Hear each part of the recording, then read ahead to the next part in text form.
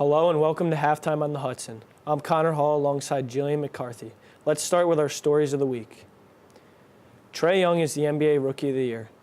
Through the first 20 games of the season, Luka Doncic made a huge case for the Rookie of the Year.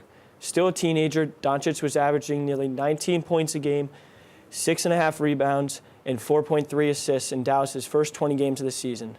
By the time that December came around, the Rookie of the Year race was looking like it was all but over, but Trae Young said not so fast. Since the All-Star break, Trae Young has averaged nearly 26 points, 9 assists, and 4.4 rebounds, all while making a strong case for having one of the most productive offensive rookie seasons in NBA history. As of April 1st, Young has produced 24 double-doubles, including a historic 49-point and 16-assist performance, which made him just the third rookie, joining LeBron James and Michael Jordan, to record over 40 points and 10 assists in a single game. But Young isn't just having success recently. Since December 8th, he is shooting 57% from the field, 50% on drives, while making 48% of his floaters. Not only is Young heating up, but Luka Doncic is showing some serious signs of slowing down. Yes, his stats are still up there with Trae Young's, but his shooting percentage has dropped to 39% in the month of March and to 29% from three. Yes, both Trae Young and Luka Doncic are very worthy of winning the award, but as we close out the 2018-2019 NBA season, two things are for sure. This race is a lot closer than we originally thought, and it's going to be a fantastic finish to two very remarkable rookie seasons from two players who are still under the age of 21. Popular Atlanta-based sports show host criticizes Buccaneers' two new female hires. Controversy stirred this week when Kincaid, an Atlanta-based sports talk show host, took a stab at the Tampa Bay Buccaneers' latest female hires. Recently, the team announced that Lori Locust will be the assistant defensive line coach, and Meryl Javadifer will serve as assistant strength and conditioning coach. Kincaid was not pleased with Tampa Bay's female additions. He tweeted, quote, "Coach, are they the most qualified candidates for those positions? Please explain what moved them to the head of the line." Well, this prompted a Twitter feud between Kincaid and Jenna Lane, an NFL reporter who covers the Buccaneers. She fired back in response to Kincaid's tweet and told him to, quote, "Feel free to read the resumes regarding the qualifications of the two new hires. But the women do have impressive credentials. Locust played semi-pro women's football for 4 years and was the former defensive line coach for the Birmingham Iron, whereas Javadifer received a doctorate in physical therapy from New York Medical College." Social media users are making a claim that no one else would really question new hires at the assistant level. However, because of their genders, Locust and Javadifer are raising eyebrows. Coach K's lack of success in the past decade has to raise a major red flag. Duke has quickly become one of the top programs for one-and-done stars to come to and has become one of the most successful programs in generating top NBA talent. But has that taken a toll on their recent success? Seeing how this era of Duke basketball is one of the least successful of Coach K's tenure, it's hard to not think so. For most programs, having won national championship as recent as 2015 would call for a very successful recent history. But for Duke and Coach K, that one championship is a sign of their recent failures.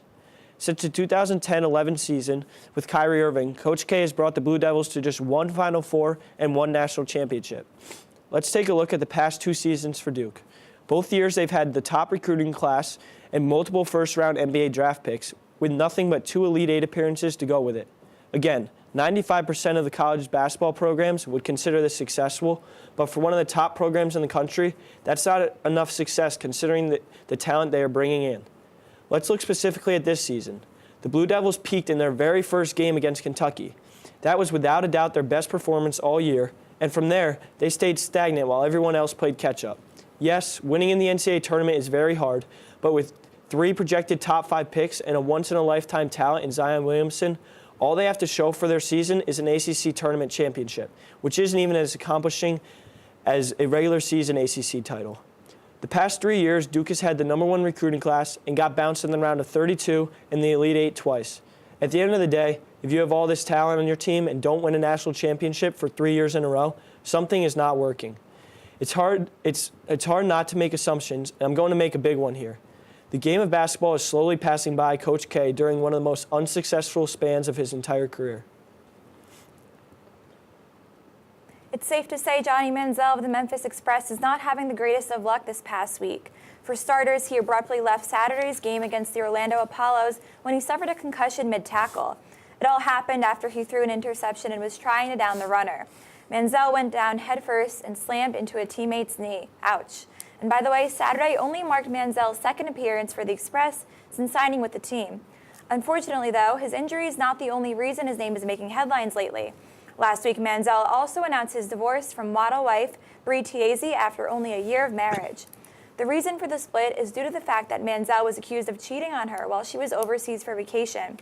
Tiesi took to Instagram to answer questions about the divorce, and she explained that her marriage vows had been broken. Sources say the 26-year-old Manziel is very sad about the split, but he is trying to stay focused on his career. Joining the Memphis Express is a way for Manziel to redeem himself. As we can remember, he was cut from the Cleveland Browns after the 2015 season. Manziel has been public about his struggles with bipolar, depression, and alcohol use. Here's hoping he recovers soon and is able to stay focused amid all the drama that has been surrounding him recently. When we return, Connor and I will be joined by Jake DeGruccio to talk about the upcoming NBA playoffs. Stay tuned. Welcome back to Halftime on the Hudson. We are now joined by Jake DeGruccio, writer for Sir Charles in Charge. So we'll jump in with the first question, guys. Who were this season's standout players? Well, obviously you got the top three MVP candidates, Giannis Antetokounmpo, Paul George, and James Harden. All have had great seasons amongst them. Giannis has led his Bucks to the first seed, something that hasn't happened to Milwaukee in a very long time. And James Harden's on a scoring streak that's near historic. I mean, he's averaging over 35 points a game. That's something we haven't seen since the likes of Michael Jordan. And Paul George has also had a good amount of moments shining. Obviously, he's not going to win MVP, but he was in the running for a good amount of time. But as far as I've seen, you got the headliners, but I also like to point out D'Angelo Russell, who has led the Brooklyn Nets to playoffs against all odds. No one thought that the Nets were going to make this playoffs for the next 2 or 3 years, but he's really proved all the haters wrong, especially when the Los Angeles Lakers traded him away a couple of years ago for basically nothing. He really was motivated by the hate and by all the doubters to really bring the Nets to the 6th seed, so that was pretty impressive. Yeah, I'm going to have to agree with the big three of Giannis, Harden, and Paul George. I think Giannis is the most unguardable player in the NBA. And James Harden, like he said, I think he's the best scorer that the game's seen in a while. And the stuff that he brings night in, night out, he can drop 60 points on any given night. And I think that's going to help them a lot in the playoffs because you have to have 2 or 3 guys guarding him. And Paul George, I think he's a real sleeper for the MVP just because I think he's one of the best two-way players in the entire league. He gets it done on the offensive end. He can shoot it from anywhere on the court, but most importantly, he will lock down any team's shooting guard or small forward, and he'll do it without a problem. And one player that I think not a lot of people really shine a light on is Kevin Durant. I think he's quietly had one of the best seasons of his entire career in terms of efficiency, but I just think he's set in the back seat a little bit with all the stars on his team and how good they are, so he doesn't really get a lot of publicity, but I think those 4 are definitely my most impressive players this year. And who do you think who were the biggest winners and losers this season? Well, in terms of losers, I think the Washington Wizards are definitely the biggest loser this season. On paper, they have one of the best teams, but they just can't seem to get the chemistry correct, and all they really got going for them is John Wall and Bradley Beal, and John Wall is now out until the October of 2020. That really hurts them, especially given all the money that they're giving him. It's guaranteed. And with the addition of Dwight Howard, things look promising for them. A lot of people thought that they were going to be a high seed in the East, and they didn't even make the playoffs this year. All they got going for them right now is Bradley Beal, and he's a great player, 2-time All-Star, but I don't think he's enough to really get them to where they want to be. Yeah, I agree that the Wizards are very disappointing, but I'd have to say my most disappointing team is the Los Angeles Lakers. Obviously, whenever you bring in arguably the greatest player of all time, you expect to win right away. And the Lakers have a solid young core around them with Josh Hart, Lonzo Ball, Kyle Kuzma, and Brandon Ingram. And they brought in a couple good role players like Lance Stevenson and Rajon Rondo. So I think the expectations in LA were definitely to at least make the playoffs and definitely contend for an NBA title, and they're not doing any of that now. Now they're competing for a lottery pick, and just I think when you have the best player of all time, you need to win right away, and I think they've definitely been very disappointing this year. And who do you guys think will be the MVP? I think it's undisputed Giannis. I think he's got it in the bag. James Harden's having a great year. Paul George is having a great year, but I mean, no one's doing the stuff that Giannis is doing on the floor. He's making all of his players, all his teammates look better. He's, like I said before, led the Bucks to at least 50-win season, possibly even 60. I just don't really see anybody else taking that away from him. I would have argued Harden, but he also had won it last year, so that might take a little bit of the spotlight off of him, and people might want to see a new face holding that award, so I got to go with Giannis. Yeah, I'm going to have to agree and go with Giannis as well. If you look at, by definition, the most valuable player to his team, you have to say Giannis, because arguably the Rockets would still be pretty good without James Harden. They still have Chris Paul running the floor. But if you look at what Giannis brings to the Bucks roster every night, he makes every single player around him much better. And like you said, their expectations this year were probably a 3 or 4 seed in the East and hoping to contend for a title in 3 to 4 years. But Giannis has them as serious contenders to take down the Warriors and anybody in their path in the East. So I just think you can't take away from him what he brings night in, night out, and on the defensive end and the offensive end. Great. Now, the Milwaukee Bucks guard Dante DiVincenzo is out for the season due to a heel injury. They've already lost Malcolm Brogdon to injury. And how much do you think injuries affect the Bucks? The Bucks this season is something that no one really ever thought would ever happen. So they're like benched. They got a lot of good players, including Tony Snell and Nikola Mirotic and guys like that always bring what they got to the court each night. And there's Bucks starting lineup is still intact. I know Brogdon took a hit, but they still have Eric Bledsoe in the backcourt to keep the guys intact. And if you have Giannis, you're really not going to be losing any games. But Dante DiVincenzo, he's a rookie. He didn't really do much for the Bucks this season. Played 27 games, averaged around 4 points a game. It's a hit, of course, with injuries, and Brogdon was also a hit. But I still think the Bucks are real contenders for at least Eastern Conference Finals. Yeah, I'm going to have to agree. I think they still have enough depth at every position to really combat those injuries, and I don't think it really could hurt them in the Eastern Conference besides when they play the Celtics possibly, just because of how hard the Celtics play every night. And I don't think there's anybody in the Eastern Conference that can guard Giannis, whether he has his stars on the floor or not, besides Kawhi Leonard. So if they can take care of the Raptors, I think they can beat the Sixers with the depth that they currently have. And I just don't really see any other team beating them, even with these injuries, in the Eastern Conference besides the Celtics. Right. And do you think Russell Westbrook, Paul George, and the Thunder are really going to finish number 8 in the West? See, I think they will, but I'm still working on believing it. This actually hits home for me. I'm a diehard Thunder fan. I'm a little disappointed with the seeding, but I still think the Thunder are still one of the best. They still have one of the best shots at beating the Warriors, the obvious favorites in the West and in the finals as a whole. Russell Westbrook and Paul George, they're one of the best duos in the league right now, and I don't think the 8th seed really represents how well they've been playing this year. They still have a lot of teammates around them that could produce a lot, with Dennis Schroeder, Steven Adams, Nerlens Noel. And they've also been playing without their starting shooting guard, Andre Roberson, for the whole year. He hasn't come back since his late knee injury late last season. And with that said, they're still playing really well. And you got to remember, all the Western Conference seedings, from 3 to 8, are all neck and neck.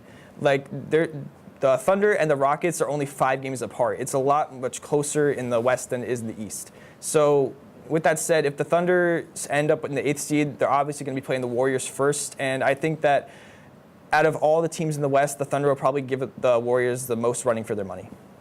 Yeah, I'm going to have to think that they'll finish in the 8th seed as well. And if I'm a Warriors fan, I'd be really scared about that, because this is definitely the hardest 8th seed that they'll have to play through their journey that they've taken to the finals the past couple years. And if you just look at the Thunder, night in, night out, they can beat any team with their defense, but when their shots aren't falling and Russell Westbrook isn't scoring a lot, they can lose to any team in the NBA, which is kind of concerns me. But like you said, I think they can easily give the Warriors a run for their money and make it a 4-2, maybe even a 4-3 series in the first round of the NBA playoffs, and really give the Warriors a huge scare in the first round. Now, the Sixers plan to sign Greg Monroe of the Celtics to a contract in advance of the playoffs. Do the Sixers have enough depth on the bench to succeed in the playoffs? Greg Monroe was definitely a good addition to the team. I don't think he'll be anything spectacular, but depth is necessary if you want to go far in the playoffs. Look at the Raptors; they have the best bench in the league, arguably. But the Sixers' bench is relatively average, so it's definitely a nice asset to have. I think that their starting lineup on paper is one of the best starting lineups in the league, though. And if they want to improve their depth, they could always just have one of those like starters just step back and play sixth man. I think that might be able to help the whole ball handling situation they have going with all those people on the court at once. It might really affect their usage rates. But yeah, Greg Monroe, he's a serviceable center, and I think like he can get the job done. Yeah, I think it definitely helps, but I still don't think they have enough depth to beat teams like the Raptors, the Celtics, or the Bucks, simply because I just don't think they have enough star power coming off the bench, and they simply don't score the ball enough for me to compete in the playoffs. But anytime you add a veteran who's been in the playoffs a bunch of times, it obviously helps, and having him as a leader in the locker room is also a very underrated role that he'll play with young guys like Joel Embiid and Ben Simmons, who are really going to try to take a deep run in the playoffs for the first time in their career. So I think he'll definitely help out. And who do you think will be the final two teams remaining, and who do you think will come out on top? I think it's going to be Warriors versus either the Bucks or the Raptors. I don't think there's any other team that's going to be able to take the Bucks or the Raptors away from the Eastern Conference Finals, and I think that's going to be the best playoff series this year by far. Those two teams are still, I can't pick one over the other clearly. They both have star power like crazy, and with Giannis and Chris Middleton versus Kawhi Leonard and Kyle Lowry, it's going to be a really good series. But yeah, I can't choose one over the other. I agree with you on the Warriors, but I'm going to have to go with the Celtics coming out of the Eastern Conference. I think they have one of the best young coaches in basketball in Brad Stevens, and they have one of the top 10 players in the NBA of Kyrie Irving at the point guard, and he's capable of destroying teams' defenses any night. And I think they're young guys who play big roles, like Jaylen Brown and Jason Tatum. I think that they can play huge roles in the playoffs, and I think that Brad Stevens gets his guys to play hard enough night in, night out, where they can grind out a series potentially against the Raptors or the Bucks. But I think the East is more up for grabs than the West, definitely. But I think at the end of the day, the Celtics will get it done. But when it comes to the NBA Finals, obviously there's no team that's as talented as the Warriors. There's no team that has home court advantage like the Warriors, and there's no team that can score the ball like the Warriors. So I think that they will reach the Finals for the 5th consecutive year, and they will get it done again. All right, well, thank you so much, guys. I think that wraps it up with our questions. When we come back, John Rohr will be here to talk about his MLB predictions. Stay tuned.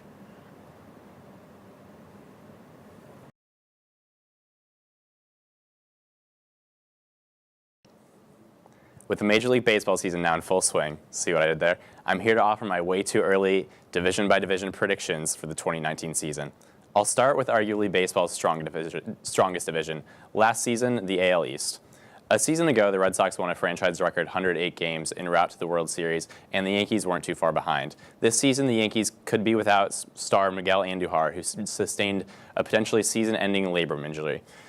The Red Sox have struggled early and are off to a pathetic 1-5 to start. Tampa Bay is off to a franchise record 5-1 start and are led by AL Cy Young Blake Snell. Ultimately, I think the Red Sox will just edge out the Yankees in a race that could come down to the final weekend of the season.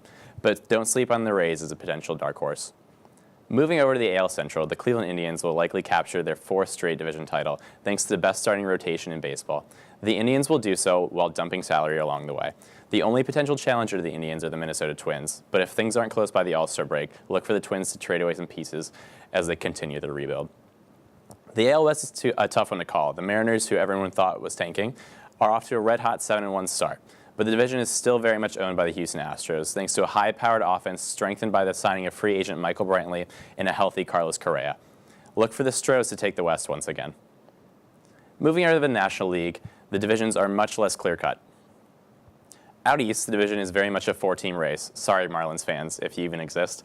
The Braves have a young core consisting of the likes of Ozzie Albies, Ronald Acuna Jr., and they added Josh Donaldson in free agency. The Mets have made a ton of offseason acquisitions, including Robinson Cano and Edwin Diaz, and have a solid group of pitchers that, if healthy, could do some serious damage. On papers, the Nationals may be the most talented team in the division, even without Bryce Harper. They've been talented for years now, though, and are yet to do anything notable. Speaking of Bryce Harper, the Phillies have started this season 4-0 and have a solid balance of youth and experience. Ultimately, I think this division is just too close to call. The Central is just as intriguing. The Brewers, the Cardinals, and the Cubs all have a realistic chance of winning the division. The Brew Crew may look to defend their title by using openers all season, as opposed to a traditional starting rotation. However, top to bottom, I think the Cubs are built to outlast everyone in a long 162-game season. Finally, the NL West. Despite the addition of Manny Machado and the emergence of top prospect Fernando Tatis Jr., the Padres still look a couple years away.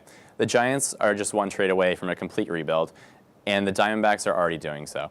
So that leaves the Rockies and defending champion Dodgers. The Rockies offer plenty of offensive punch, plus the benefits that come along with playing Coors Field. But their pitching is a massive question mark beyond the top two guys. Look for the Dodgers to capture their 7th straight division title. That's all from me. Now back to you guys at the desk. Thanks, John. Now on to our games of the week. My game of the week is the Trailblazers at the Nuggets.